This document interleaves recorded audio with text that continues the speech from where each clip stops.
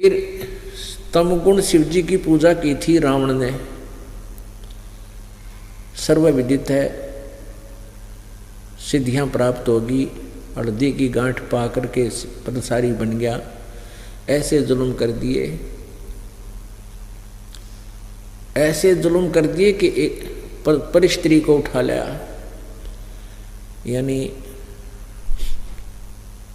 अपनी, क्योंकि हम तो एक संतान हैं इनकी, ये हमारी माता हैं, ब्रह्मा विष्णु महेश की जो पत्नियां हैं, अपनी ही माता को उठा लाया सीता को और उसको पत्नी बनाना चाहे। इस तरह दुष्कर्म और क्या होगा इस पापी का। तो कहते हैं तीनों गुणों की साधना कर, रजगुण ब्रह्मा सतगुण विष्णु तम गुण शिव जी के ज्ञान से जिनकी बुद्धि हरी जा चुकी है, वो राक्षस स्वभाव को धारण किए हुए मनुष्यों में नीच दूषित कर्म करने वाले मूर्ख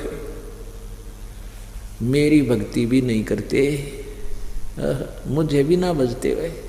आपको ये तो अंडरस्टूड है कि रावण को आज राक्षसों की गिनती माना जाता है और कुत्ते वाली मौत मरा। एक भस्मागिरी नाम का एक साधक था, तपस्वी। अब उसने भगवान शिव जी के द्वार के आगे गेट के सामने बैठ गया साधना करने शिव जी की। और एक दिन पार्वती को जब देख लिया खूबसूरत थी, उसके मन में दोष आ गया। उसने फिर मन में संकल्प कर लिया कि इस पार्वती को पत्नी बनाऊंगा और शिव जी को मारूंगा। शिव जी के पास एक भस्म कड़ा है, इस भस्म कड़े को प्राप्त करूंगा शिव जी को वचनबद्ध करके, और फिर शिव जी को मार दूंगा, पार्वती को अपनी पत्नी बना लूंगा। वो पशु इस उद्देश्य से साधना कर रहा है। एक दिन पार्वती जी ने कहा कि हे शिव जी, आप तो भगवान हैं, समर्थ हैं, महादेवों के देव हैं, आपका ये साधक क्या मांगता है, इसको दे दो बेचारे को। तो भगवान शिव जी ने कहा कि मांग भाई, क्या मांगता है भस्मागिरी।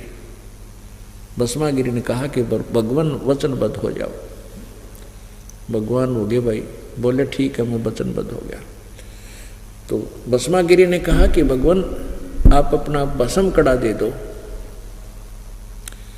अब भगवान शिव जी ने सोचा भी जंगल में रहता है, किसी राक्षसों से, हिंसक पशुओं से बचने के लिए मांगता होगा, उन्हें वचनबद्ध होएगे तो निकाल कर वो कड़ा भस्म कड़ा देते। उसमें के गुण था भस्म कड़े में कि उस भस्म कड़े को जिसके सिर के ऊपर रख के ये कह दिया भस्म, वो नष्ट हो जाता था, जल जाता था, राख बन जाती थी। इस बात से भस्मागिरी परिचित था, वो तपस्वी। अब जो ही भस्मागिरी के हाथ में वो भस्म कड़ा आ गया, अब इतनी यारी थी, उसी समय त्यावर बदल गए और हंस्या बुरी तरह अभद्र तरीके थे। कहने लगा ले शिव जी बोले होशियार, अब तुझे मारूंगा और पार्वती को मैं अपनी पत्नी बनाऊंगा। और ऐसे करके यूं दौड़ा उसकी तरफ, तो भगवान शिव जी ने स्पीड खींच दी। आगे आगे भगवान पाछा पुजारी, जैसे जोटे का पीछे जोटा भाग लिया कर मारन खातिर, पूरी स्पीड तो दौड़ रहे। उधर से क्या हुआ कि जो पता चला परमात्मा ने कि तो बात बिगड़ेगी, तो वहां आकर के पार्वती का रूप बना लिया, क्योंकि परमात्मा ही सबकी रक्षा करता है। जब वापस पार्वती का रूप बना के भस्मागिरी के सामने खड़े हो गए और कहने लगे ठहर जाओ, क्यों भाग रहे हो। तो भस्मागिरी कहने लगा मैं इसने मार दूं पहले, फिर बात करूंगा तेरे से। तो पार्वती बोली के रूप में परमात्मा बोले कि आपके पास भस्म कड़ा है, वो आपके निकट आ ही नहीं सकता, फिर बाद में देख लिए, आजा इधर आजा मेरे साथ, दो बात करेंगे। अब वो तो नीच आत्मा उसी दृष्टि से मेंटल हो रहा था, तो खड़ा हो गया। तो भगवान पार्वती कहने लगी कि मुझे डांस करके दिखा। वो कहने लगा मुझे डांस नहीं आता, मैं तो जंगल में तपस्या करने वाला आदमी, डांस वांस नहीं जानता। तो पार्वती रूप में भगवान ने कहा कि जैसे मैं हाथ पैर अलाऊं तो न्यों अला ले, ऐसे डांस सीख जाएगा। तब मैं तुझसे प्यार करूँगी। तो भस्मा गिरी तो फिर जैसे भी वो कहते कि इस पैर ने ऐसे कर, इस पैर ने ऊपर उठा, इस हाथ ने नीचे, इस हाथ को ऊपर करते करते कहा कि और कर इस हाथ को ऊपर। जिस हाथ में कड़ा था उस कड़े को सिर पा लिया, जब परमात्मा ने कह दिया भस्म, और भस्मा गिरी भस्म हो गया, मर गया।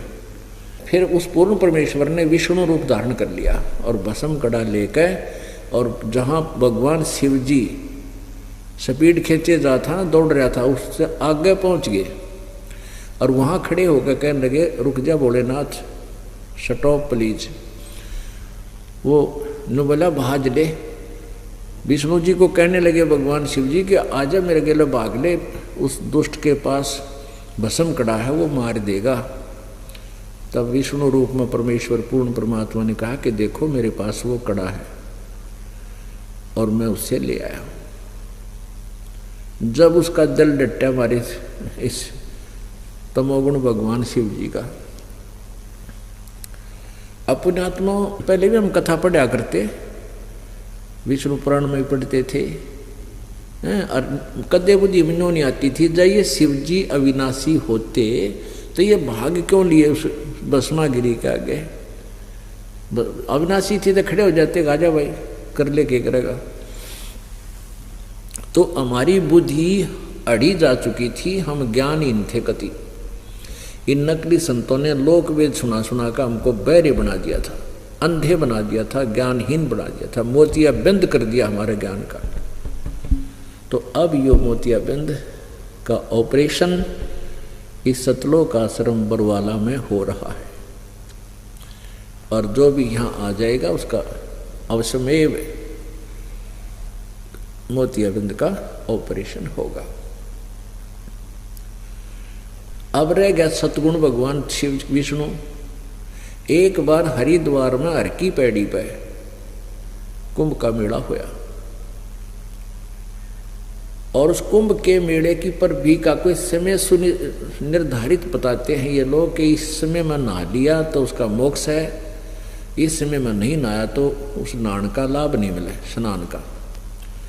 तो उन्होंने वो निश्चित समय के उस दिन सभी के सभी ये गिरी, पुरी, नाथ, ओगड़, कनपाड़े और ये सन्यासी बोले जिन, ये सभी तमोगुण भगवान शिव जी के उपासक, और वैष्णु संत जो कहलाते हैं, साधु संत, वो विष्णु जी सतोगुण के उपासक। वो अपने अपने ग्रुप में वहां जाकर इकट्ठे हो जाते हैं, अपने अपने समुदाय में। और जब स्नान का समय निकट आता है तो सभी पूरा का पूरा खेमा, उनका पूरा का पूरा जो चल पड़ते हैं समूह अलग अलग ग्रुप में, और उनके आगे होता उनका मुखिया। तो जो ही सबसे पहले नागा भी ये जो बिल्कुल नंगे रहते हैं, शरीर के ऊपर राख लपेट लेते हैं, ये भी तमोगुण शिव जी के उपासक हैं, और वैष्णु साधु ये विष्णु जी के उपासक। तो सबसे पहले ये नागा जाकर के नहाने लायक गए, नहाने के लिए तैयार हो गए हर की पैड़ी पे, और पूरी छागी, क्योंकि तो हजारों की संख्या में थे, कोई हजार।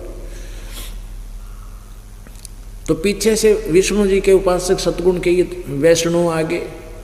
वैष्णु ने कहा कि ए नागाओ, तुम पहले स्नान मत करो, हम सबसे पहले स्नान करेंगे, हम श्रेष्ठ हैं, सर्वश्रेष्ठ हैं। नागा कहने लगे नहीं, हम सर्वश्रेष्ठ हैं, हम त्यागी और बैरागी हैं, हम तन पर वस्त्र भी नहीं रखते हैं, और हम सबसे पहले स्नान करेंगे। अब विष्णु के उपासक वैष्णु ने कहा कि तुम काहे के श्रेष्ठ हो, तुम नहाते ना धोते, आज तुम नहाने हो गए, 6 महीने नहीं नहाते हैं, तन पर राख लपेटे फिरते हो, पशु की तरह नंगे फिरते हो, टट्टी के हाथ भी ना धोते, शरण फिरड़ो, बार मरो तुम, पहले स्नान मत करना, हम करेंगे। अब वो स्नान करना था भूल भाल गए, गुट्टम गुट्टा नागा भी उल्टे फिर गए, और उन्होंने तो वैष्णो कोई हजार इकट्ठे हो रहे थे, तलवार निकाल लाए, सीधे चक्कू घोंप दे, छुर्रे हैं, मुक्का मुक्का बुड़का भर ले, डांगरा की तरह बाढ़ पाड़ के पटक पटक कर मारे एक दूसरे ने, यानी 25,000 ये तीनों गुणों के उपासक। वहां कत्लेआम हो गया, कटका मर गए और गंगा का पानी लाल कर दिया, लाश ही लाश सब जगह होगी। अब बताओ, परमात्मा यही कहते हैं श्रीमद् भगवत गीता जी अध्याय नंबर 7 के श्लोक नंबर 12 से लेकर 15 में, इसलिए कहा कि इन तीनों गुणों की पूजा, रजगुण ब्रह्मा सदगुण विष्णु तम गुण शिव जी की पूजा करने वाले राक्षस स्वभाव को धारण किए हुए मनुष्यों में नीच और दूषित कर्म करने वाले मूर्ख, ये मेरी यानी ब्रह्म साधना भी ना करते। अब देख लो पुण्यात्माओं, कहते हैं नौमन सूत उलझिया, इस अज्ञान का नौमन सूत उलझा रखे है काल के दूता ने। सूत होता था पहले कच्चा, चरखे पकाता करते हमने देखी बुढ़िया माई, हमारी माता दादी, और उसको फिर ऐसे बंडल सा बना लेते थे, उसका हाथ के ऊपर न्यू न्यू करके इतनी लंबा, फिर वो अलग कर लेते, वो उलझ जाता था। और उलझे हुए का ना फिर किसी यूज नहीं, जब सुलझ ना लेता कितना टूट जाता, गांठ पड़े तो कपड़ा ठीक बना नहीं। यदि 1 किलो सूत उलझ जाए वो सारा दिन ना सुलझे, और 9 मन, 1 मन में 40 किलो और 360 किलो हो गया 9 मन सूत का। तो परमात्मा कहते हैं कि इन अज्ञानी ऋषि संतों महंतों ने इस आध्यात्मिक ज्ञान रूपी सूत को 9 मन सूत उड़ जाकर डाल दिया। अब इसको परमात्मा स्वयं ही आकर के सुलझाते हैं, और वो फार्मूला दास को परमात्मा ने बता दिया, दास ने वो एप्लीकेबल कर दिया, अब सुलझ गया। 9 मन सूत उलझिया, ऋषि रहे झक मार, सतगुरु ऐसा सुलझा दे भाई, उलझे न दूजी बारे।